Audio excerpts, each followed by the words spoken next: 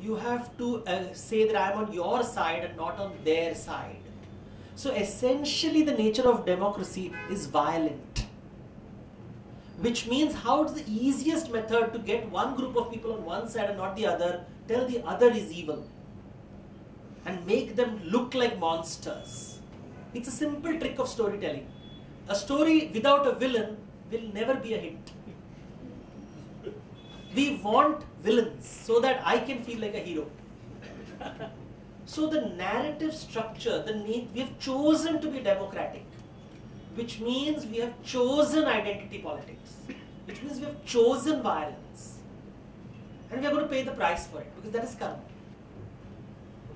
So we have asked for it. So we forget what democracy in the form that we have today. You have a ruling party and opposition party. Why should the opposition party ever agree with the ruling party? By definition it will oppose. So even if you do something good, it will oppose. So you will never have joy. There will always be Ranabhumi, battlefield, never Rangabhumi. So Ranganatha Swami is not going to be happy.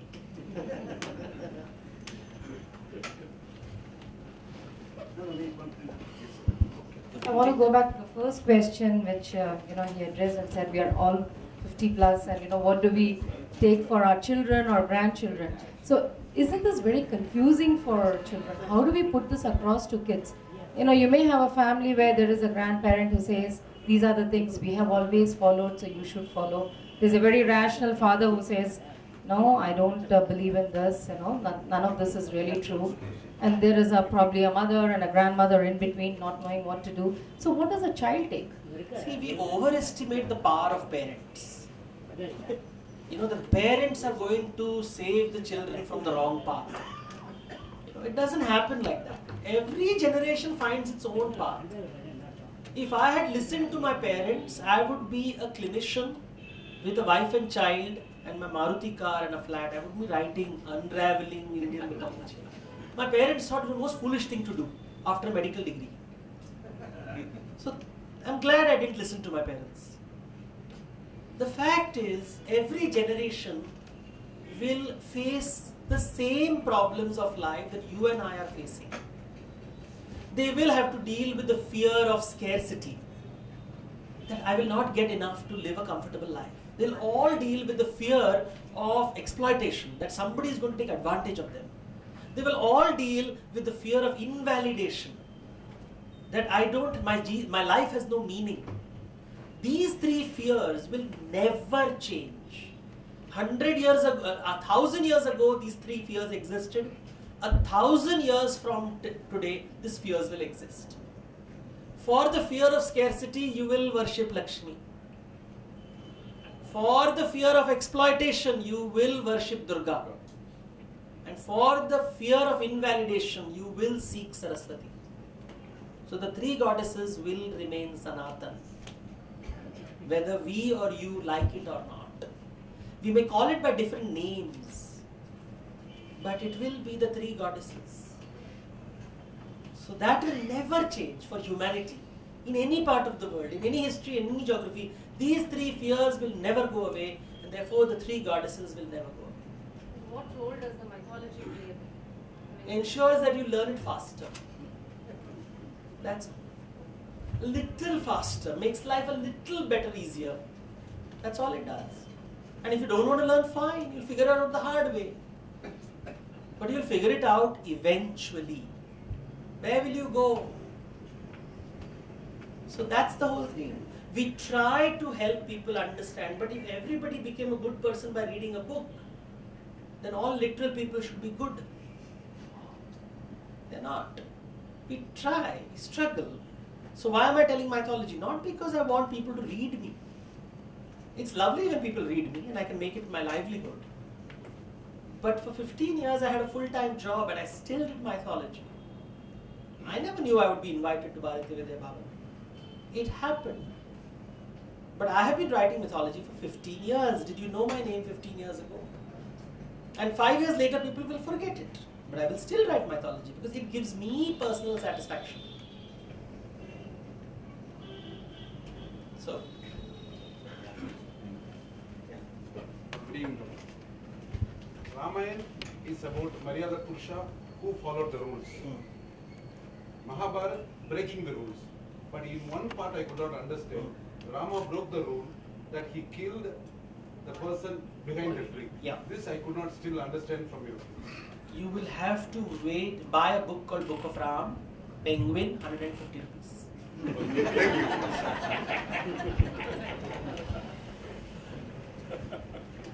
Yes. Writers like Joseph Campbell, they find a common thread among all the myths of the world. Even today we find the temple of Thiruvannamalai. The hill. On the Purnami day people go around, supposed to be the father temple. Similarly in Machu Picchu, the mother temple, the Incas are the thing they go around. Do you feel there was a substratum, a common factor, an underlying uniformity among all the myths of the world, which later got diverted due to the thing? Because there's no commonality between the Perus, Incas of the Perus, and the Tamils of the Arunachala region. When two people meet, any two people anywhere in the world, across history and geography, there will be one thing which will be common. We both are human beings. That won't change. Whether you are talking to an African, an Australian, an American, a Canadian, whether you're talking to someone from 1,000 years ago, as I said, man, woman, anywhere, one thing is common. We are both humans. So across cultures, there will be some things which will always be common because we are human. So sun will be important in all cultures. So the French kings called themselves Roi Soleil, the sun kings. Does that mean they were Suryavanshis? They thought we are like the sun, the world revolves around me, therefore I am the sun king. The Louis XIV called himself Roi Soleil. So that's common. That kings around the world think they are very great and the world revolves around them. But there is also something which is uncommon, which makes us culturally different from other people. Therefore the Tamilian will be different from the Odia.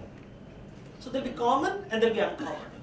So Joseph Campbell belongs to the school of thought of comparative mythology, which focused on the common, that allows me to understand human beings. I prefer to focus on the uncommon, what is not common, because it allows me to appreciate identity, culture, society. Why is Tamil society different from society in Kashmir, for example? Or why is Kashmiri society different from Afghan society? Or why are the Muslims in Saudi Arabia different from the Muslims in Indonesia?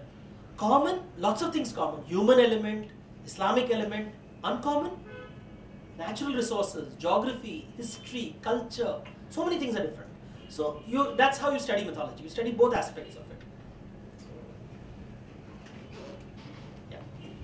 Rituals is a part of mythology. Yes.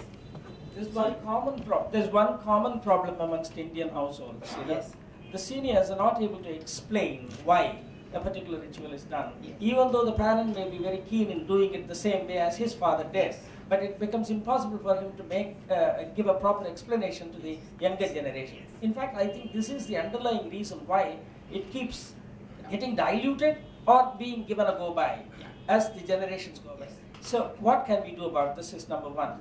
Number two is, can you be, there is a modern trend now amongst intelligentsia particularly, that you would like to be spiritual, not religious. So is it possible to be spiritual without being religious? First question. Some people I know choose to follow rituals. You see, we now believe that rituals need to have meaning. So, standing in front of the national anthem, when the song is being sung, we are told stand up because that shows respect. Doesn't mean a person who is sitting down doesn't respect. You are asked to demonstrate it, right? A time will come when people will say, I don't want to do that. I respect India, but I don't want to stand up. How do you react to that? Will you get angry, you will get violent, you will get upset, you force them to stand up. And when you force them to stand up, they will stand up, but they won't have respect. So I think sometimes it's good to let things go. Let it organically, if it is supposed to go, it will go. If it is supposed to stay. This is where you have to have faith that the ritual will somehow survive. Just as Ramayana has survived for 3,000 years, and the Mahabharata has survived for so many long, it means what is essential will survive. What is not essential will move on. So when I started writing my books, the publishers told me nobody's into it, everybody knows mythology, what's the big deal? So I said, listen, I'm not doing it for them, I'm doing it for my own satisfaction. But I also know that for to be viable, it had to sell at least 500 copies. So my first 5 books barely sold 500 copies a year. I have written 25 books. Why? Not, as I said, to save the country, but because I enjoy it. I love writing. And now my books, I have got 7 contracts signed by 4 different publishers. For next 10 years I can keep writing. And they are all sure it will make money. So you have to keep doing what you feel is right and allow others to do what they feel is right. One. Second question was about spirituality and ritual. See, religion is basically at a very crude level a set of rules, while spirituality is so spirituality is religion followed my way, and religion is religion followed your way. I don't like to follow your rules, I like to follow my rules. Essentially, that's why people say I want to be spiritual but not religious, because they find it very controlling. But it means that I want to be an individual and not a member of a community. So essentially it talks about individual isolation. I don't want to be part of a community. The moment you want to be part of a community, you need rules. You need religion. Or whatever you want to call it. Cult. You can call it anything. Club. Church. Anything you want to call it. Communities need religion. / rules. Whatever you want to call it. Individuals don't need that. Individuals can work with spiritual ideas. So these are the 2 broad ways of dividing. Because a religion serves a social function also. Binds communities together. So that's the purpose. Now if you think that is not important and communities are not important, then religion is not important. It will never happen. There will always be need for a community. As human beings, as the famous line, humans are social animals. We need our communities. So we need our religions. We could call it atheism. But we need it. Then the club will be formed of the atheists. And they'll say every Monday we shall meet to discuss atheism. That's no different from saying every Sunday we shall meet to pray. And every Friday we'll go to Santoshima temple. They're just different forms. That and that. Yeah, questions. This, I think you're the best person to answer, because this is a question I've been bugged with for the last 8 months after reading your book, Jaya.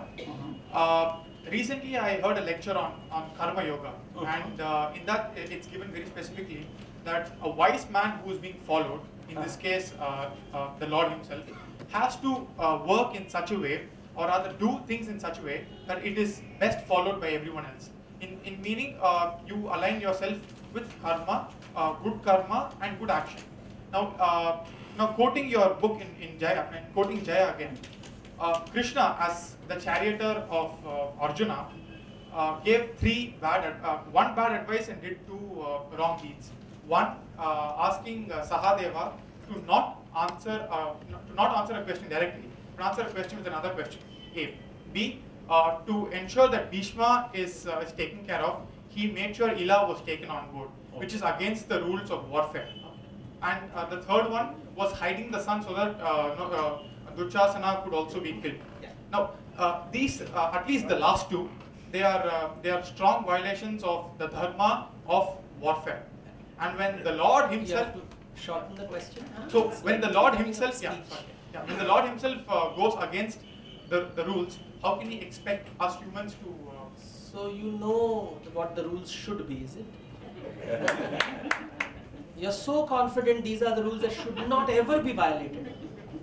Where did this concept come from? Who decided these rules cannot be violated? You, the Lord, or the book? And tell me one scholar who knows what dharma means. You see, dharma is not a set of rules. Then Ram and Krishna are opposition of each other, no? One follows the rule, one breaks the rule. So what rule are you talking about? Ram is Ekam Patni Vrata. Krishna. So what you should do, tell me? What is ethical? Tell me the rules. I am yet to hear what those rules are which the Lord should not have broken. You're missing the point of the story. The point of the story is something else. For that, of course, as I said, read my book.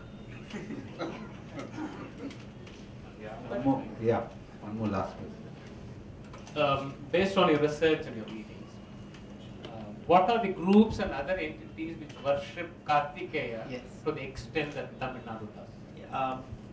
You see, there is a very famous Kartikeya is one of the mystery characters in mythology. As a scholar, it's very exciting. The amount of worship that you find in the Tamil region, you don't find it in the north. Yet, for a long period in history, it was a very important character. So you do see images of the warrior god and Shiva's son in Gupta architecture. You see a lot of these, but the nature of the deity is very different. For example, when you go to a place called Kurukshetra, near that there is a place called Pahua.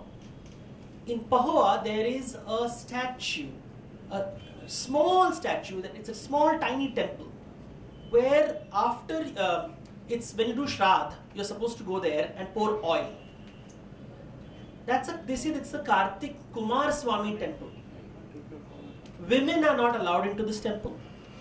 And it is said that because he had because in the north, the general agreement, the general consensus was he's a god of war, therefore associated with death and widowhood.